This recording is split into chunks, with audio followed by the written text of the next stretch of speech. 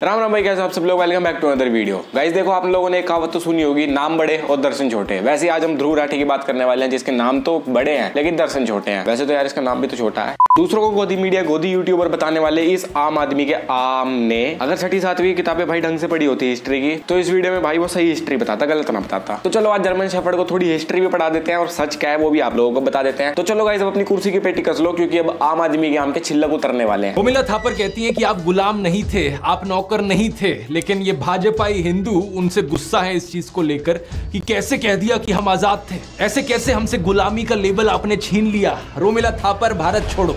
देखो भाई, वो बात तो मैं जानता हूँ कि तुम सब में अपना अपना दिमाग है और अपना अपना दिमाग लगा के एक बात सोचो। हमारा देश अंग्रेजों के गुलाम में रहा, 200 साल तक हमारे देश ने अंग्रेजों की गुलामी करी। उससे पहले मुसलमानों को भी शासन था। सच थोड़ा कड़वा है लेकिन मैं इसकी तरह झूठ नहीं बोल रहा। जर्मन शेफर्ड अपनी वीडियो में क्या कहना चाह रहा, भाई हमारा देश तो गुलाम नहीं था। अगर भाई देश गुलाम नहीं था, जो हमारे देश को आजाद करने के लिए इतने सारे आंदोलन हुए, जो इतने सारे प्रोटेस्ट हुए, भाई वो किसी मूवी की शूटिंग थोड़ी ना थी। और तो और हमारे जो फ्रीडम फाइटर्स है, जिन्होंने हमारे देश की आजादी के लिए अपना बलिदान दिया, वो भाई झूठे हैं क्या? इंडिपेंडेंस डे मनाते आए हैं, पहले भी मना रहे थे और आगे भी मनाते रहेंगे। बेलॉजिकल बातें भाई। और इतना शातिर दिमाग भाई, इनडायरेक्टली पूरी बात भी बोल दी। बीजेपी वर्सेस रोमिला थापर भी कर दिया और बीजेपी को गाली भी दे दी, और ये बिना सोचे समझे कि भाई सच क्या है और झूठ क्या है। हम पागल थोड़ी हैं। हाँ वैसे जर्मन शेफर्ड के पिल्ले तो पागल ही हैं। क्या छत्रपति शिवाजी महाराज किसी के गुलाम थे? क्या वो किसी मुसलमान के नीचे दब कर रहे थे? ऑब्वियसली नहीं। हम सब जानते हैं कि वो कितने महान राजा थे, जिन्होंने कई जंग लड़ी, कितना बड़ा अपना एम्पायर बनाया। अरे ध्रुव भाई, अपनी बातों में क्यों फंसते जा रहे हो? एक साइड तुम्हारे जर्मन शेफर्ड बोल रहे हैं कि हमारे देश में पहले मुगलों का शासन नहीं था, और दूसरी साइड बोल रहे हैं हमारे छत्रपति शिवाजी महाराज ने बहुत सारी जंग लड़ी और अपना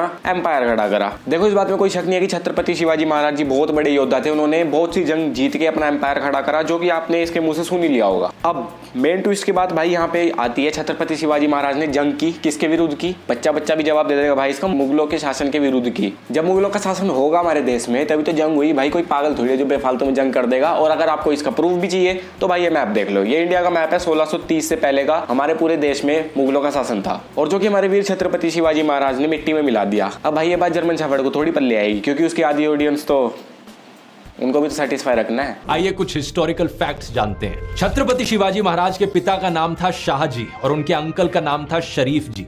और जानते हैं शरीफ जी नाम कहां से आया? ये नाम रखा गया एक सूफी सेंट के नाम पर। वाह, भाई ने बहुत बढ़िया फैक्ट्स दिए हैं, वो भी गलत। अब भाई ने अपने हिंदुस्तान टाइम्स के आर्टिकल ठाके दे दिए। अब मैं आप लोगों को भाई एक प्रूफ देता हूँ। ये श्री शिव भारत का श्लोक है और इस श्लोक में पूरी सच्चाई है। इस श्लोक में क्या लिखा है? मौला जी ने स्वयं अपने पुत्र का नाम शाहजी का नाम ज्योतिषियों द्वारा भविष्यवाणी किए गए तथा धर्म के अनुसार शुभ दिन पर रखा। नहीं भाई, जो हमारी हिस्ट्री संस्कृत में व्याख्या की गई है वो तो गलत है। आपने आपके हिंदुस्तान टाइम्स सही है ना? अब भाई तुम ही सोच लो, ये हिंदुस्तान टाइम्स के आजकल के जो आर्टिकल चलते आ रहे हैं ये सही है, जो हमारे पिछले श्लोक चलते आ रहे हैं संस्कृत में व्याख्या की गए वो सही है। अब इससे ऊपर इस बात का प्रूफ भाई मेरे हिसाब से तो कुछ हो नहीं सकता। इसमें दिखाया गया है कि शिवाजी आदिल शाही सल्तनत के अफजल खान को मार रहे हैं। इसे इतना ज्यादा फैलाया जाता है क्योंकि इसमें एक हिंदू मुस्लिम को मार रहा है। और ये किसके एडवाइस पर शिवाजी महाराज ने अपने पास एक लोहे का क्लॉ रखा था? उनके मुस्लिम बॉडीगार्ड रुस्ताम जमा के एडवाइस पर। अगर भाई जर्मन शेफर्ड ने छत्रपति शिवाजी महाराज की पूरी हिस्ट्री ढंग से अच्छे से सुनी होगी, देखी होगी, इसको पता होगा कि पहले अफजल खान ने छत्रपति शिवाजी महाराज के ऊपर अटैक किया था। उन्होंने लोहे का कवच पहना था, वो बच गए। फिर उन्होंने अपने हथियार से, जो उन्होंने हाथ में हथियार था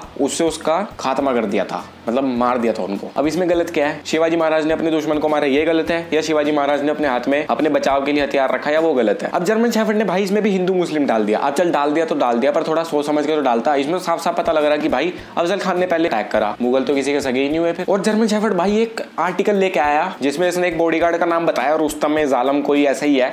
अब भाई मैं आपके सामने एक 10 बॉडीगार्ड का नाम रख रहा हूँ जो कि शिवाजी महाराज के बॉडीगार्ड से, और इसका उल्लेख भाई श्री शिव भारत में है। और इन लिस्ट में सिर्फ एक मुस्लिम का नाम है और उसमें कोई रुस्तम पुस्तम तो मेरे को भाई दिखाई ही नहीं। ये फैक्ट्स है भाई साहब आपके झूठे। ओह, जर्मन शेफर्ड के पिल्लों के लिए तो क्या सच क्या झूठ।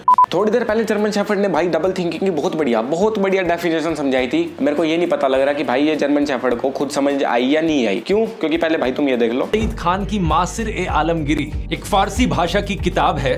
इसमें लिखा गया है कि कैसे औरंगजेब ने ऑर्डर्स दिए थे कि हिंदू मंदिरों को तोड़ दिया जाए ताकि इस्लाम को ढंग से एस्टेब्लिश किया जा सके। पहले हमारे ध्रुव भैया बोलते हैं कि उस टाइम तो हिंदू मुस्लिम भाई पूरे भाईचारे से रहे थे, गले मिल के रहे थे, एकजुटता के साथ रहे थे। फिर थोड़ी देर बाद बोलता है कि हिंदू मंदिरों को तोड़वा दिया गया। नहीं रात होगा दिहाड़ी धूड़ी पर जाएगा भाई, जो खुद बोल रहा वो नहीं समझ आता इसे। साल 1654 में औरंगजेब ने एक प्रिंसली ऑर्डर भेजा था राणा राज सिंह को, जो कि मेवाड़ के हिंदू राजपूत राजा थे। इन्होंने कहा था कि बड़े बड़े राजा ईश्वर की परछाई होते हैं और हर राजा को इस बात पर ध्यान देना चाहिए कि हर मजहब के लोग उसके शासन में शांति से रहें, प्रॉस्पेरिटी में रहें। जब औरंगजेब ने यह बोला था कि सभी धर्म एक समान है, सभी धर्म एकजुटता से रहेंगे, सो गाइस श्री गुरु गोविंद जी के बेटों को माफ करना, मुझे उनको दीवार में जिंदा क्यों चिनवा दिया गया था? उस टाइम भी तो औरंगजेब का शासन था। तब कहाँ थी भाई आपकी हेडलाइंस? छत्रपति शिवाजी महाराज भी औरंगजेब के समय पर ही जीते थे, लेकिन फर्क जानते हो क्या है?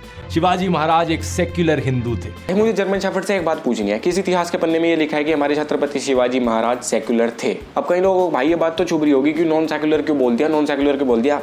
मैं देता हूं ना जवाब। सेकुलर का मतलब क्या होता है? जो किसी भी धर्म से संबंध ना रखे। अब वो खुद का धर्म भी आएगा, उसमें खुद का भी धर्म भी आएगा। अगर देखो मैं हिंदू, इफ अगर मेरे को कोई सेकुलर बोल देगा तो भाई मेरा धर्म हिंदू से भी नहीं रहेगा। सेकुलर का मतलब ये होता है। लेकिन हमारे छत्रपति शिवाजी महाराज सभी धर्मों का, अपने धर्म के साथ साथ, हिंदू धर्म के साथ साथ सभी धर्मों का आदर सम्मान करते थे। वो एक धर्म स्वाभिमानी महान पुरुष थे, जिनको इस जेन ज़ी के 14 ने सेकुलर का थप्पा लगा दिया। ये अपने टाइम्स वाइम्स के आर्टिकल वार्टिकल अपनी जेब में रखो और जो उस टाइम के हिस्ट्री के उल्लेख वगैरह हैं भाई संस्कृत में किए गए वो पढ़ो। अगर भाई जर्मन शेफर्ड के पिल्लों की ये बात भी समझ नहीं आई तो तुम एक काम करो, चुल्लू भर पानी लो। चलो चुल्लू भर पानी भी छोड़ो, तुम हाथ में थोड़ा सा थूक गिरो, उसमें डूब जाओ। तो गाइस आम के जितने छिलक उतारने थे हमने फिलहाल के लिए उतार दिए। अगर आप लोगों को वीडियो पसंद आई तो वीडियो कर देना लाइक, और उसकी वीडियो जाके कर दो डिसलाइक, और कमेंट में भाई जितना हो सकता है ना ऐसी तैसी कर दो। तो मिलते हैं आप लोग अगली वीडियो में। अगर आपको वीडियो पसंद आई तो वीडियो कर देना एक लाइक, चैनल को सब्सक्राइब, और कमेंट में जय छत्रपति शिवाजी महाराज और जय श्री राम लिखना भूलना मत।